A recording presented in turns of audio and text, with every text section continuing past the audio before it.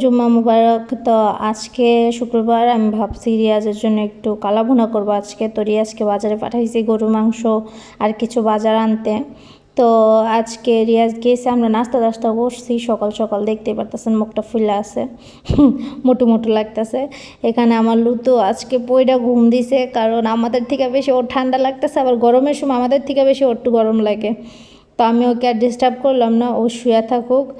ওর কান কিন্তু any time খোলা থাকে, আমার সব কথা শুনে শুয়ে আছে। তো আমি রান্না করতে চলে গেলাম। রিয়াজ বাজারগুলো দিয়ে গোসল করে নামাজ পড়তে গেছে মসজিদে। তো এখানে আমি ভাবলাম ও আস্তে আস্তে রান্নাটা শেষ করে ফেলি, কারণ নামাজ পড়ে এসে প্রচুর ক্ষুধা লাগে ওর।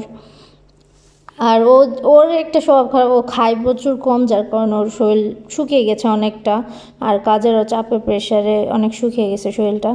তো এখানে আমি যে গরুর মাংসগুলো দিয়ে গেছে, আমি গরুর মাংসগুলো ধুয়ে ভালো করে কেটে নিচ্ছি। তো ব্লগটা একটু বড় হবে, আর কষ্ট করে সবাই আমার ইউটিউব চ্যানেলটা সাবস্ক্রাইব করে দিবেন, কারণ আমি ইউটিউব চ্যানেলে এখন রানিং ব্লগগুলো ছাড়ি। তো এখানে আমি গরুর মাংসগুলো কেটে নিচ্ছি, পেঁয়াজ সব কিছু কেটে নিয়েছি।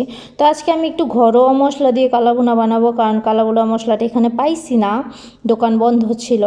তো এখানে আমি ঘরের মশলা দিয়ে কালাভুনা বানাবো, আর আম্মুর থেকে একটু রেসিপি জেনে আসছি। এখানে পেঁয়াজ টেয়াজগুলো কেটে নেব, কেটে আমি একেবারে বসিয়ে দেবো। আজকে কারি কুকারে রান্নাটা বসাবো, ইজি একেবারে শর্টকাট করছি, বেশি তাড়াহুড়ো করবো না। আর এখানে একটু আমি বেরেস্তা দেওয়ার জন্য ওই চুলাতে একটু আমি বেরেস্তা বসিয়ে দেবো। বেরেস্তাটা করে মানে একটু টেস্টে আর কি বাড়ে। তো এখানে অর্ধেক পেঁয়াজ দিয়ে দিচ্ছি, আর অর্ধেক পেঁয়াজ বেরেস্তা করে দেবো। তো এখানে আমি চুলা অন করে দিয়ে দিলাম তেল, তেলে একটু বেরেস্তাটা দিয়ে ভালো করে বেরেস্তাটা বানিয়ে আমি এখানে দিয়ে দিব। আর এই বেরেস্তার তেলটাই আবার লাস্টে দিব। তো আজকে সব ঘরোয়া মশলা, কোনো প্রেশার নেই। আর সবাইকে জুম্মা মোবারক। শুক্রবারের ভাবলাম আপনাদের সাথে একটু ব্লগটা শেয়ার করি, রোজকার ব্লগ তো আপনাদেরকে দেখানো হয় না, ভাবলাম আজকে একটু শেয়ার করি। তো এখানে আমি বেরেস্তাটা করে, এখন থেকে আল্লাহর রহমত আমার ইউটিউব চ্যানেলে সবসময় ভিডিও পাবেন।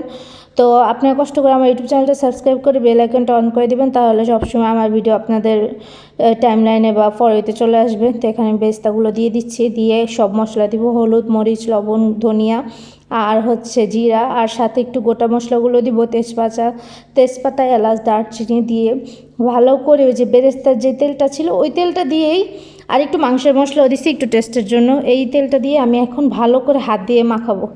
মানে কালাভুনা এটা একেবারে মানে রিয়েল কালাভুনার রেসিপি না, বাট এটা যত মাখানো পড়বে ততই স্বাদটা বাড়বে, আর গরু মাংস এমনিও মাখাইলে স্বাদটা বাড়ে। তো আমি এখনও অনেকক্ষণ প্রায় লাগিয়ে মেখে নিয়েছি, বাট আপনাদের বেশিক্ষণ দেখাইতে পারি না, কারণ ব্লগটা বড় হয়ে যাবে।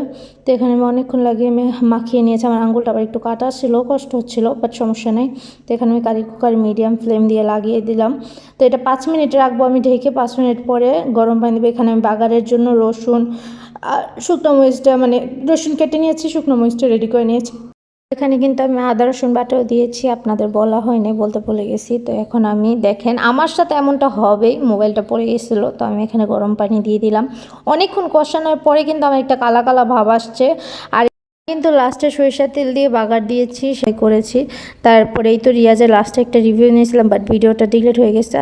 এখন থেকে আমার ইউটিউবে সবসময় ব্লগ পাবেন, আমার ইউটিউবটা সাবস্ক্রাইব করবেন। আল্লাহ হাফেজ।